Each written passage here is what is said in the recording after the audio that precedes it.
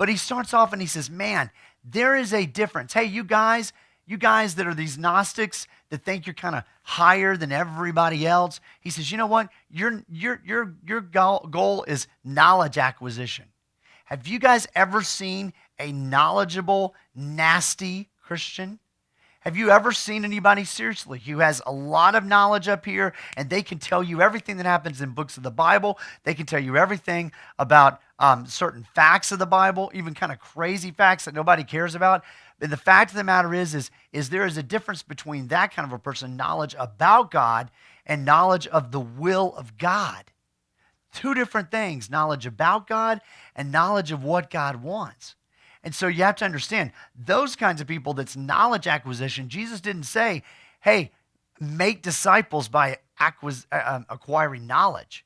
He says not just teaching them, not just knowledge acquisition, but teaching them to obey.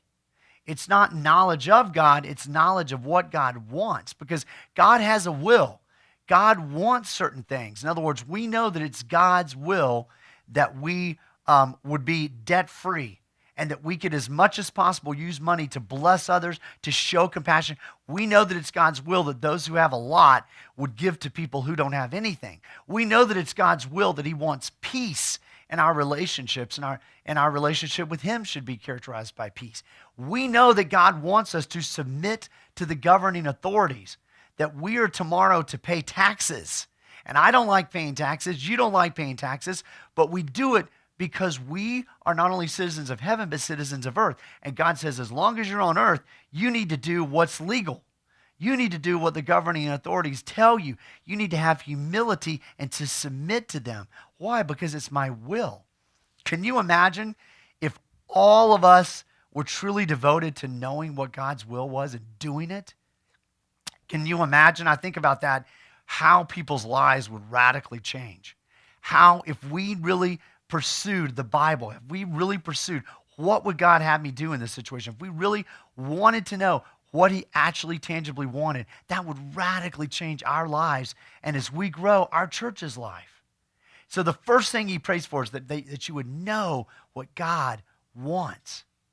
And then he goes on and he says this, that knowledge of God leads to something else. He says, I want you to know about the knowledge of God's will so that, this is interesting, so that you will live a life worthy of the Lord, pleasing him in every way. So basically what he's saying here is, I want you to live like Jesus.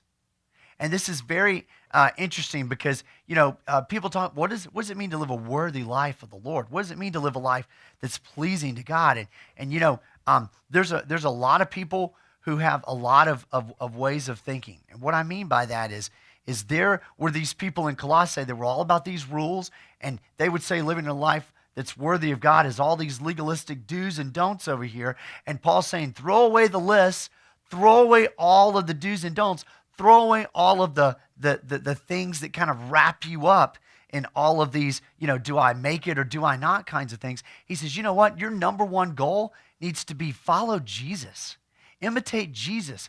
What would he do in this situation? Back in the late 1880s, there was a pastor, and his congregation was really going through a hard time.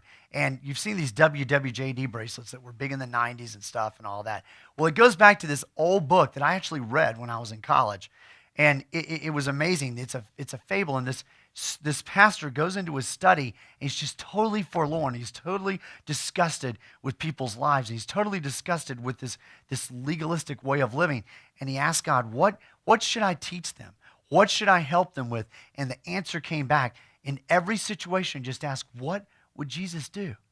And I tell you what, a lot of things would take care of themselves in our lives.